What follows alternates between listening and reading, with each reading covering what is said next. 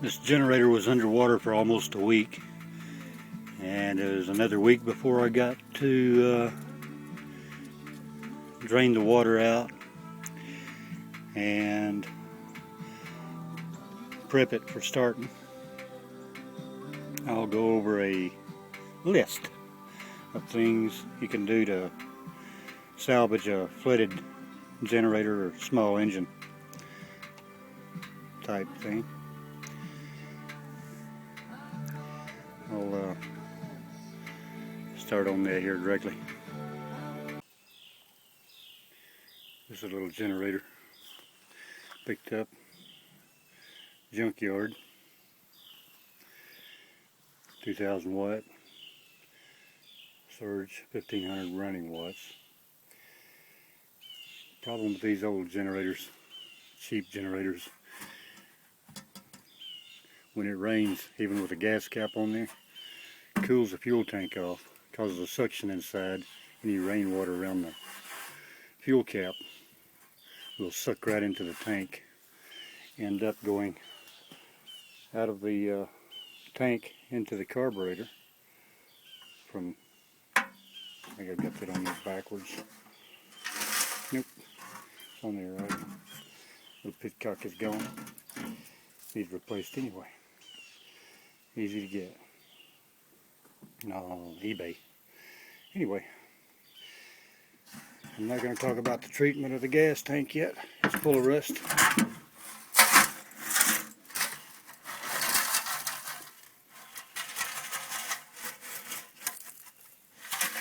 Yep, a lot of rust in that gas tank. Anyway, we're going to treat this one just like it was flooded. What I'm going to do, take this off, clean it up, get where to turn the motor over, drain the oil, just dump it out in a bucket, set it on top of a bucket or something. You take the spark plug out, spray WD-40 in there, put the plug back in. After you get this cleaned up, it should start over easy.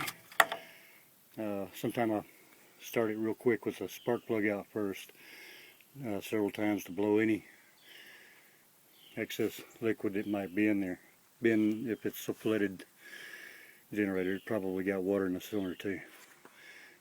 Not the case with this one, but I'm using this as an example.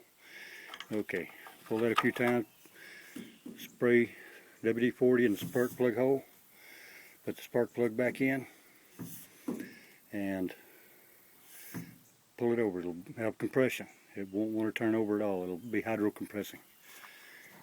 Hard to get the water out of the rings any other way. But WD-40 is a good remediator of moisture. So use something like WD-40 in the spark plug hole several times. Take the plug out, put the plug back in. After you put WD-40 in there, oh, I'd say about a 3 to 5 second burst with a spray can. Put the plug back in, start it, or crank it over several times. You can leave your drain plug out, so you can keep flushing any liquids coming out.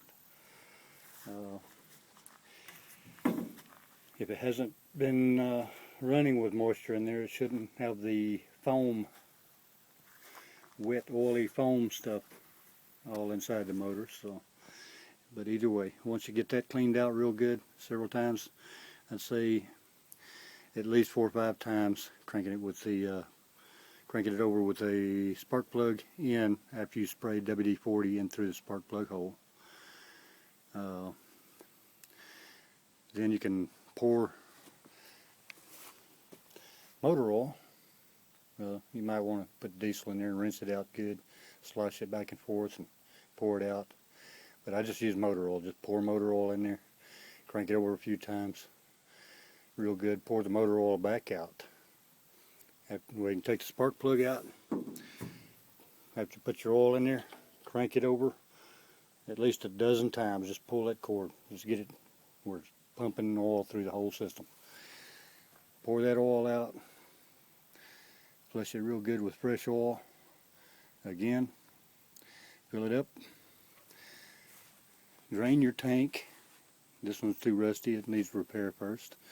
Drain your tank, rinse it out with gas 2 or 3 times, make sure it's good. Clean your petcock valve that goes to your little fuel line. Turn your fuel on. A few times you take your carburetor off, clean it, put it back together. Generally put a few drops of gasoline in the spark plug hole. Put the spark plug in, even without the carburetor on there, crank it over, and if it hits once or twice, you know the spark plug's good, it should start. Put carburetor back on, put the fuel in the fuel tank after you get it all dried out, rinsed out and everything. Put your fuel to the carburetor. If it don't drip, you know it's not needle valve stuck in the float valve stuck. Turn the switch on, should start right up. I've done that with several motors, riding mower, a gas-powered golf cart, generator. You can do it with any motorized vehicle. Make sure, like on the riding mower, stuff like that, you drain the transaxle as well, any place that water could get in it. The sooner the better. That generator there was in rainwater, a flood, under about 4 foot of water, 4 or 5 foot of water for a few days. It was fresh water. It didn't have any silt in the water. It was just tea. It looked like tea, you know. Now, if it had been brackish water or full of silt, it would have had a larger problem. Another reason for turning the motor over with the spark plug in the hole, you cannot get all the water out of these mufflers by tipping it over and stuff like that. They got baffles. You have to keep cranking that motor over with the spark plug in the hole, so you have compression to push the water out using the exhaust port from the piston to get enough water out of it that you won't back flood your cylinder. Anyway, that generator there, 3500 watt, was filled with water for at least 2 weeks. It runs great now, no smoke, nothing. This one, been sitting up for a few years. Well, been trashed for a few years in a junkyard. Gas tank's been full of water at least once or twice. You can tell it. The rust I dumped on the ground there. All that darker color is rust, and it's still full of rust. There is a way to get that out and treat it at the same time. Put some Navy paste, or naval paste, I don't know what they call it, Navy paste I think. It's Loctite sells it. It breaks down the rust and leaves a protective patina on the thing. Welders use it a lot to clean metal up before they start welding on it. But you pour I guess 6 or 8 ounces of that stuff in the bottle, what they sell, into the gas tank.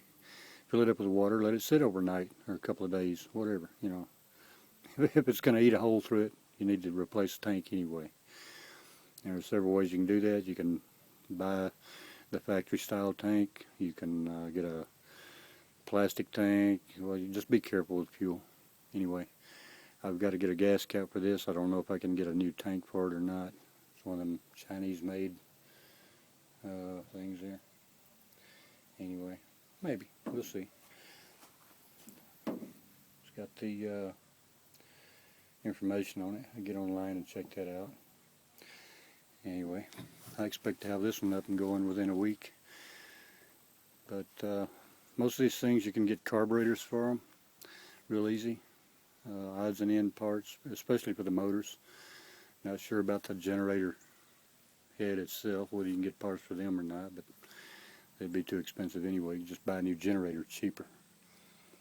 But the gas tank, if I can make that one work, I will. There's several little parts missing off this one, but it'll be going soon. It's just the reason for using WD-40 in the cylinder hole is to press any water out of the rings and the ring seats on the piston, because the pistons are generally made out of aluminum, and water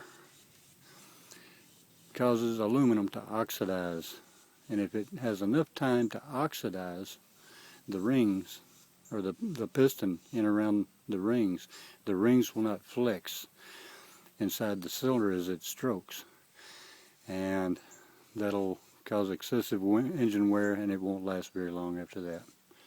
So the WD-40 that you put in the spark plug hole is forced through the rings and the ring seats by the compression as you pull that start thing.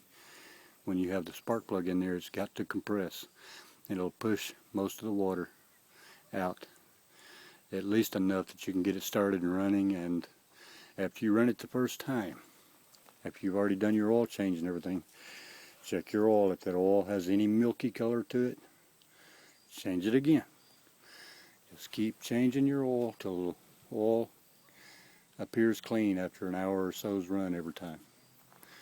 But it's just that simple. Get the water out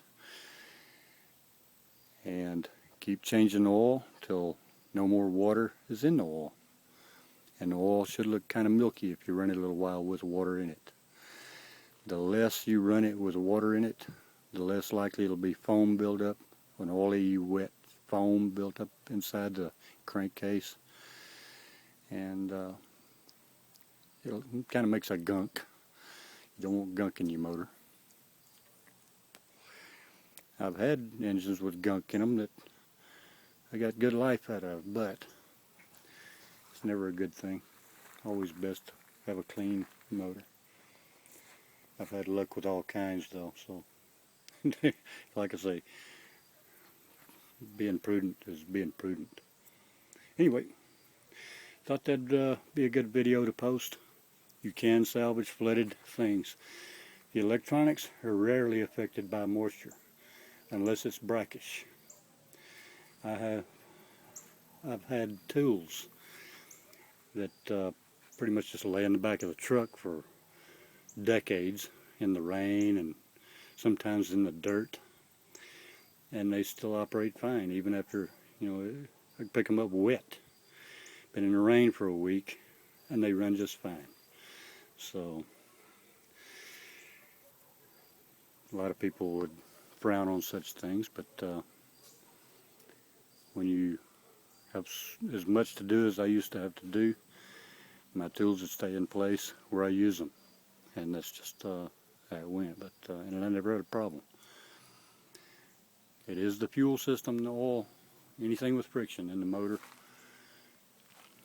Brackish water can eat up bearings and bushings a lot faster, oxidize aluminum a lot faster. Just get the water out ASAP, especially if it's salt water, brackish. Anyway, hope this video helps someone, and I'll try to get another one up shortly.